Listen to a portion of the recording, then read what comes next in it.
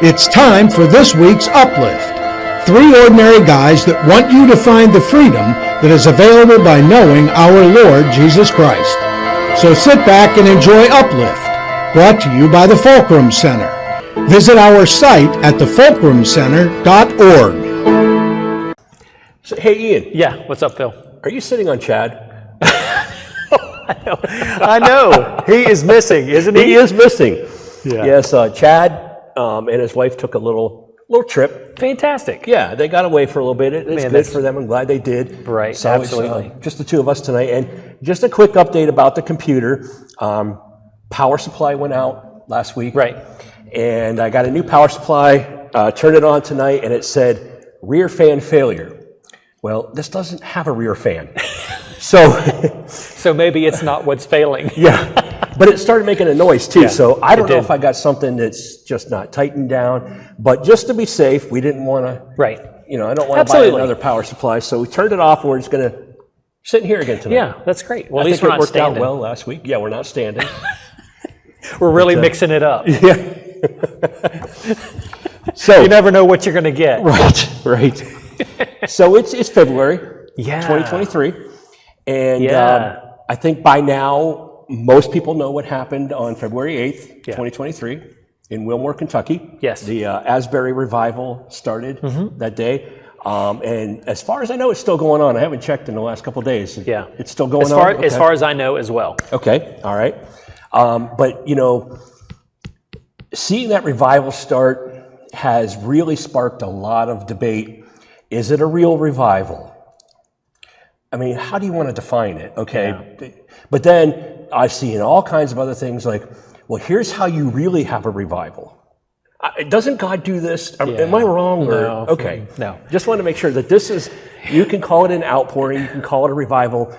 I don't care what you call it, what label you want to put on it. God is moving. Yes, Why can't we just accept that God is moving? Right. I think that's a big part of it, is just to understand that He is moving, and it's exciting. It's exciting to know that He is doing. Yeah. He's doing something in a fashion that is drawing that attention. Yeah. And it's wonderful to see, and it's spreading across other campuses now. It is. And I believe that it will spread even further. Yeah. And that's my prayer anyway. Yeah. But a couple of things that have kind of bothered me that I wanted to talk about tonight was, and we've talked about this a little bit in the past, you used the example of the vending machine. Yeah. Yeah. Can you explain that again for people who may not have seen it? A vending machine is like, if we can treat God like that. Yeah. And whatever, you go up and, you want your ding dongs and, you're going to throw in your quarters to get D2 so you can have that mid-afternoon snack, that pick-me-up. But anyway, but the quarters or whatever the coins would be, quote unquote, to put in the vending machine is our performance. Yes. I've prayed this morning. I've read my Bible faithfully. I have done this. I have done that. So, God, I want D4. Pull the lever. Yeah. And that's it. That's what we oftentimes can look at God like, is that, okay, we've done our due diligence. So God, and man, this just even rakes me to even say it, but God owes me. Yeah. I know what you mean. You know what I'm saying? But it's like, so that's the concept when we talked about the vending machine in the past, is like, you know what? God is not a vending machine. We have been conditioned that if we perform, then we get. Right. And I fell into that trap real early on in my walk with God because that's what people were telling me. And that's what I was hearing. Guilty. Yeah. Same I think here. we probably all are. Yeah. But because I got so entrapped in that and it harmed me in such a way that I have like I guess you could say a radar for that sort of thing now. Yeah. And I really get irritated when I hear it. And I've seen lots of YouTube videos or articles on the internet that say, okay, here's how you have a revival. And I stopped right there and I say, wait a minute, what are you making a list for? God does this, not us. Yeah. And when I got to the point, and I said, okay, sure, repentance, a submitted heart, sure, I understand that. But it said the leaders must be leading a holy life.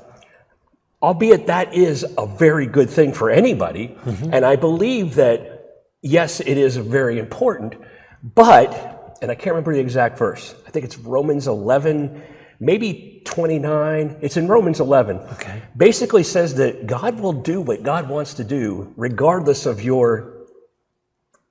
how holy you are. Yeah. I don't know the exact words, but I know it's in Romans 11. And so that kind of made me stop right there, and I said, this guy's going to be harming people who maybe God is saying, I'm going to start a revival through you. Pray about revival. And I'm just making this up. It could be happening. But then that person reads that list and they're like, oh, but I don't feel as though I'm holy. And who defines that? Yeah. It could be different for everybody. Right. And so somebody might say, I don't meet that qualification. But it's not about us. Right. It's about what God wants to do through us. Yeah, I think one of the things about this is that we can't look at checklists. Yeah. It's not like, okay, we've got to do this. There again, go back to the vending machine. Yeah, but exactly. We can't do this, and this, and then we are going to arrogantly expect God to reward our performance. Yeah. It's just that's where the waters get muddied fast. Right. In all of that. And it's not just revival. It could be healing. Well, God, I have done this, and this, and why haven't you healed me? You know what the answer to that is? I don't care about this, and this. I will heal you when I want to heal you, when the time is right, if I want to heal you. It's up to God. Yeah, and when we start coming to God with our, well, I've done this, and well, I've done this, obviously that's, the performance and all, but that's not a submitted heart. Yeah, and I shouldn't have said I don't care, because, God does care. So I retract that statement, Yes. but you're He right. does It's a care submitted deeply. heart. You're right. He does care. But it's that positioning. It's not about performance. It's about a heart position. Right. And when we get into that heart position, then we are prepared for whatever the Lord wants to do. Exactly. Whether it is to heal or not to heal. Right. Because we're submitted to His heart and His will and His way. There is a person, Johnny Erickson Tata is her name. Okay.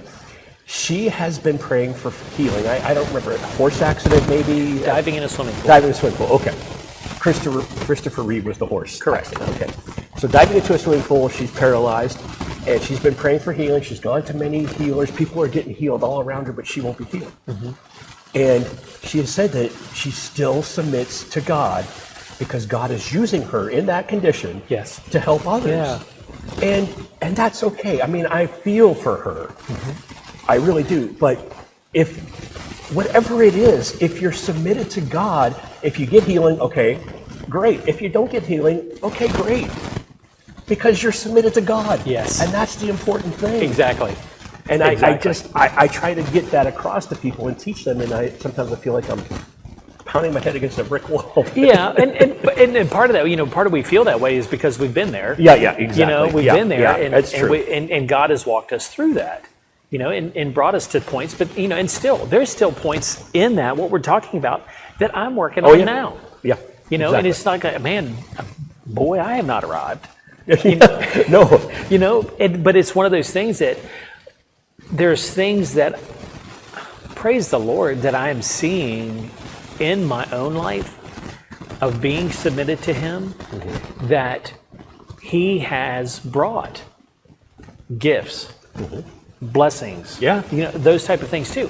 There's other areas where I know that I've been submitted, and I'm not seeing what some may term as blessings, but the truth of the matter is His no is a blessing because He knows what's best for me. Absolutely. And He knows what's best for me to fulfill my calling.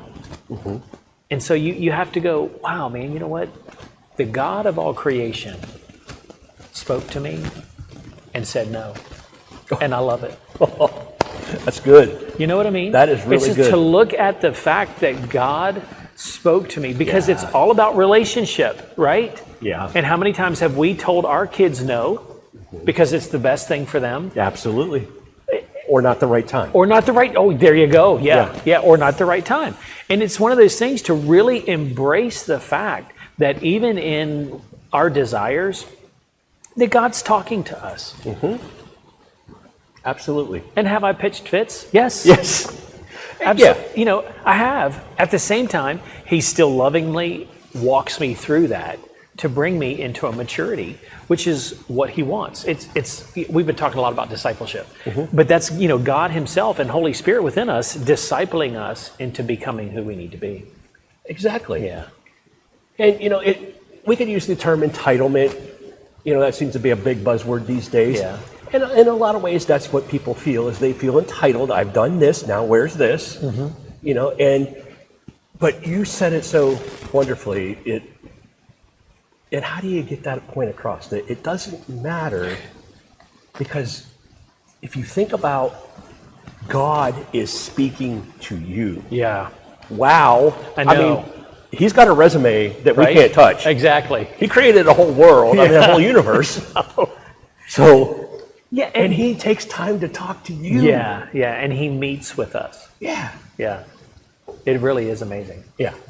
It really is amazing. So, I guess back to the revival thing.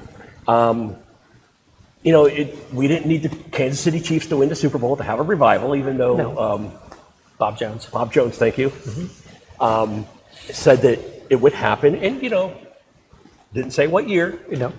And they won again this year. Just putting that out there. But we don't need that. You know, that's what God told me back in 2020 when they won the Super Bowl. Right. He said, I don't need the Chiefs to win the Super Bowl to start a revival. I'm like, okay, yeah, you're right. It was changed my mindset. Yeah. But we don't need people to be here's another thing. I've heard someone say, well, you've got to be in a place where you are walking closely with God in order for revival to come. Isn't the point of revival to get you to walk closer to God? It is an amazing invitation to get deeper in relationship. Yeah. Absolutely. So, It really is. I know it's the enemy trying to make people stumble. Yeah. Because they're going to say, well, I don't qualify, so I'm not going to show up at this revival service or this outpouring that's going on, wherever it may be. So, just cross that off the list. You don't have to be in a certain place for God to come to you. You have to be you. That's all. He accepts you. He accepts you where you are, not as you are. He wants to get you better than as you are, but he accepts you where you are. You know what I mean? Yeah. You know, he's not going to say, Yes. he looks at Phil and he says, I love Phil, but I want to get him further. And Phil wants to get further. Well, exactly, because he sees us how he created us. Yeah, exactly. You know, and so that's his picture. And in that, he sees our gifts and our talents. He sees our relationship with him in a matured state. That's how he sees it. But he also sees us where we are. Yes, exactly. And so he's like, okay, so... He's aware of where we are. He's aware. Yeah, he's aware of where we are. Yeah. And he sees us how he made us. Yes. And so he's like, okay, we're going to go from point A to Z. Yeah, catch you up. Exactly. And it's an invitation to that journey. And he's the one that does it. Yes. That's the thing. For so long, I kept saying to God, okay, God, I did this now. You know, and I wait for an acceptance. Yeah. And God's like, I'm going to do that for you. I don't need you to try because you're going to fail. Let me surrender to me. Let me bring you. And when I did that, that's when I accelerated. Yeah. It is because he's doing it. He's doing it, not me. And that's submission and surrender that we had talked about earlier. That's the release of the control. Yeah. That's okay, Jesus, take the wheel, basically, because I'm done driving this thing.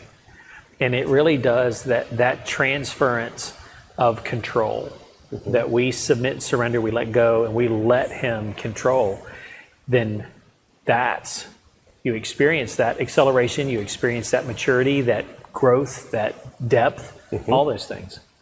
I'm glad you said control. Because that's a big word, because whether we realize it or not, a lot of times we do try to control the situation. Oh, yeah. Absolutely, because we can't, and we do this with people too. We want people Yes, we to do. be just like us, and then we will love them.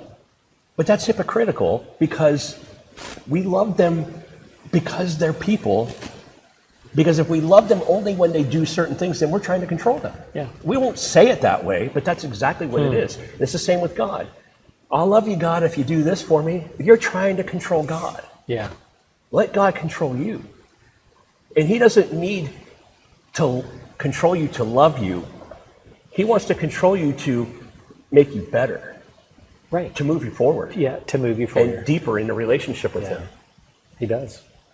It's an amazing thing to watch. Yeah. It really is. And those people that you talk to that have stepped out in faith and gave up control or stopped focusing on performance and have asked God to help them become what he created them to become, they have these amazing testimonies, and they share these stories.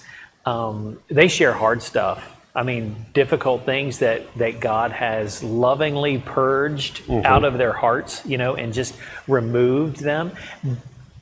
Just about everyone I've ever spoken to about this will tell you I am not the same person. I'm not who I was, but I love who I am.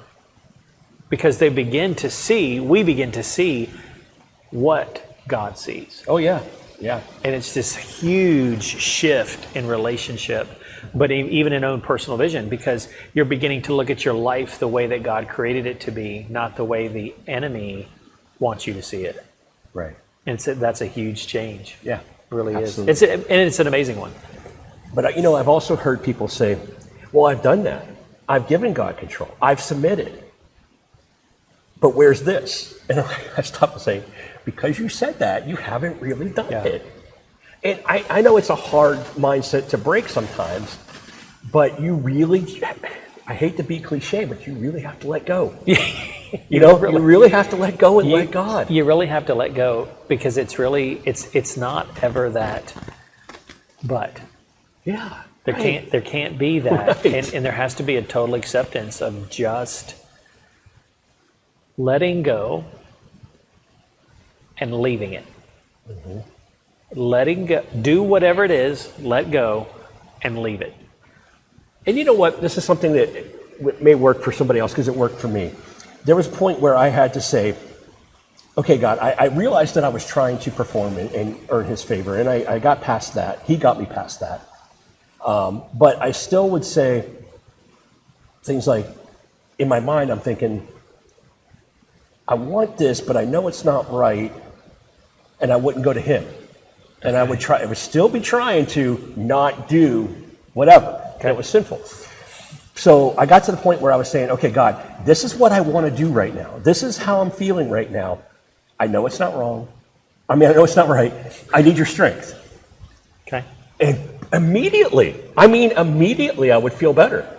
The temptation was gone immediately. Awesome. Yeah. Yeah. That's a great thing to share. Yeah. And It's a great thing it to works share. for anything. Food, Yeah. any kind of addiction, anything. It works. Yeah. Because, and the Bible tells us that he has not given us something that we can't overcome if we turn to him. Right. Exactly. So do it. Exactly. Yeah, do it. Yeah. That's what I was just going to say. It's just like, these promises that are being given to us, we need to walk in them.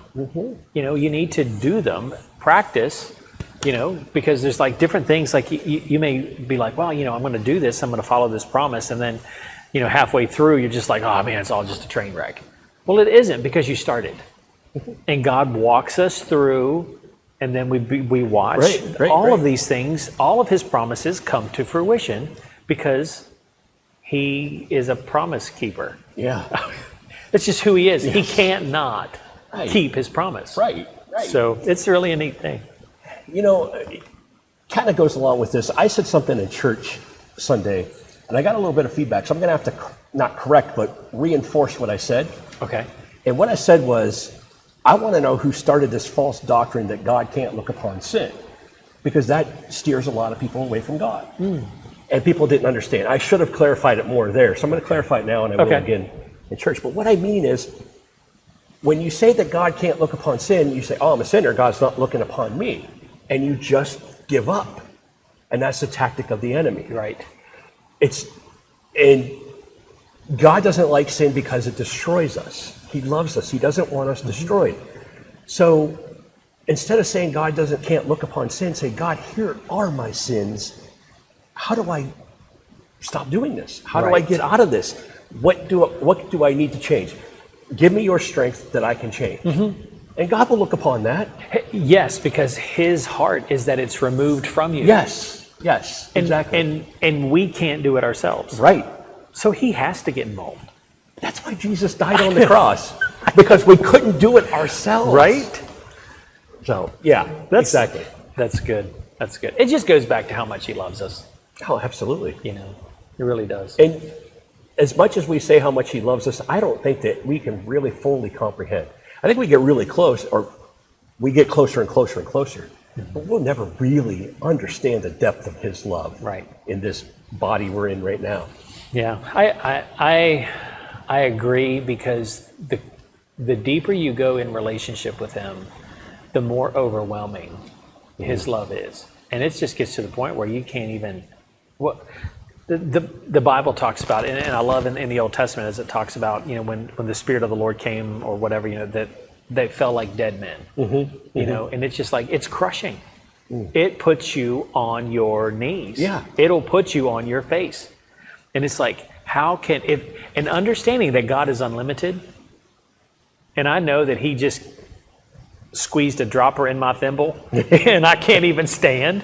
Yes. It's just like, there's no way that I could take the outpouring. You know what I mean? And I'm like, I get it. I understand why people felt like dead men. Yeah, and that's kind of what's going on in Wilmore, Kentucky right now. Yeah, and it is. There is the weight of the Lord. That's some of the testimonies coming out of that is you're walking up to, well, now they've moved it out of the chapel, but people, as they were walking up to the chapel, like, just falling down right there because they couldn't take the weight of what they were feeling. And the Holy Spirit just pouring out. I know. It's awesome. And I can't wait for it to come here. Oh, yeah. And I know it will. It will. We're on the list. It's just exciting to be a part of what God's doing. Absolutely. And to walk through, which we've done, a lot over this last week, just kind of walking through things that we've seen God do and what we know he's going to do. But you walk through some of these things and you see and you look back and you go, man, well, in a short time of what the Lord has done, that he's going to do something, because he wouldn't have done all of what he's done, connected all these people, brought all these things together to not. And it's not because we reached that threshold where there was enough people that became righteous. You know what I mean? We have enough holy people? Yeah. We didn't check that off the list. You're right, because God, it is in his timing, his desire that this happens when it happens. Yeah. And he knows why, and he knows all the pieces are going to come together. Yeah. We don't know that. And it's not because of what we've done, but because of who he is. Right. And it's been neat to watch this heartbeat of getting to be a part of who he is and what he's doing. To watch people raise up into that and to grab a hold of that and not look at it like we have to do things for God, but we get to be a part of what he's doing. And so even that, is inviting to him. Yes. It really is, because he's like, man, my kids are getting a kick out of what's going on. This is great. I want to go spend time with them. You know what I mean? I want to get closer with them. I want to spend more time with them. Right. So it's really neat to watch.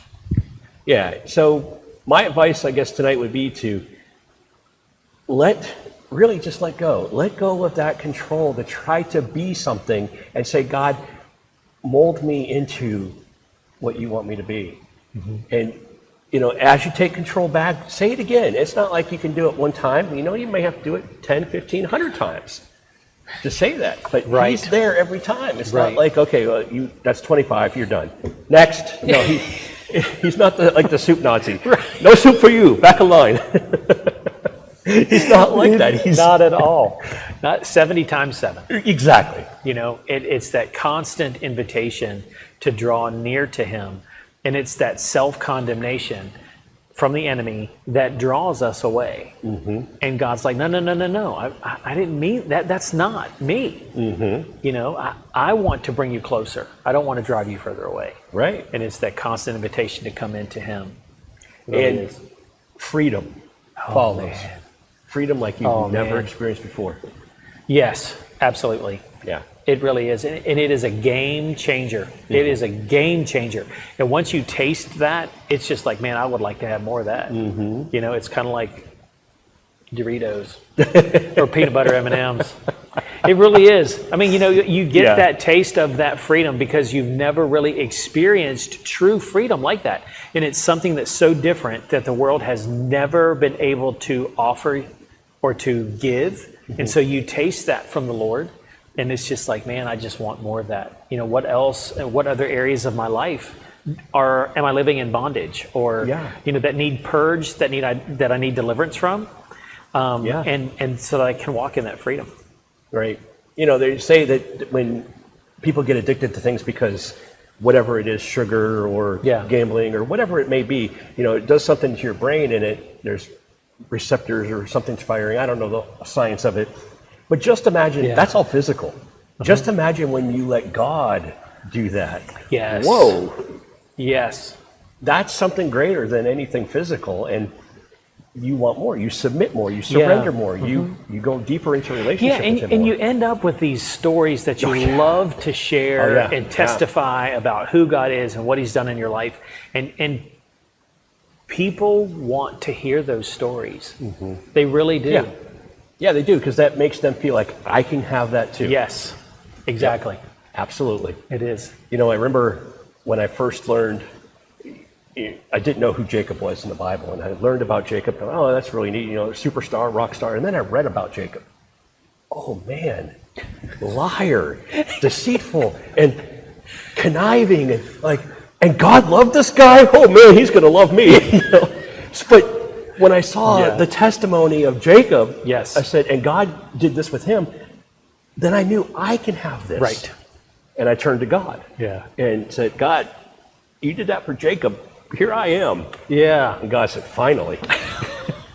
I've been waiting this long. Right. Oh, that's great. But still, and too, you know, and I can share this about you. And out of all of that, your testimonies. And the things that God has done in and through your life and the joy in which you share those is inviting, and people want that for themselves. It's all, you know, it's that further draw into who he is. And by sharing those things, you give a very clear reality of who God is. Absolutely. Yeah. Of who he is and what he's done, and that he can do that for anyone else. Absolutely. It's awesome. It really is. So much fun to watch and to understand what God's doing in each person's life, and drawing at points and then drawing them closer together, because that's what he wants to do. He wants his kids to come together as the body, work together as the body to put him on display. Absolutely. Yeah, it's really cool. It's amazing. It is. We're out of time. Can you believe that? No. I mean, we just sat down, didn't we? That's exactly what Oh my goodness. Like. It's crazy. Yeah. Crazy. What a great time. It was a great time. And man, but Miss Chad. Yeah. Because Chad adds to this show. He does, man. More than he realizes. He's got great insights. Yeah. He doesn't let us chase rabbits. He will shoot them. Yes. I was thinking that, not exactly with rabbits, but I was thinking today, you know how much Chad keeps us on track. I know, but it's always, but that's uplifting. Yes. And he always, but again, part of his gifting, part of his calling, and God just using the three of us together to bring his message across. Absolutely. It is. But yeah, Chad's well missed, man. But yeah, we definitely feel it when one of us is gone. We do feel it. So. Yeah, we do. Yeah, absolutely. Well, thank you all for joining in tonight, and maybe next week we'll be back in the studio. I don't know. Maybe. We'll see how things go, but I'll try to get that computer fixed. Either that or one of us will stand and two of us will sit. Yeah, there you go. You never know what you're going to get on Uplift. That is so true. It's great. All right. Well, thanks for tuning in tonight, and you have a great evening. Yeah, you too. I will. All right. Good night. Blessings.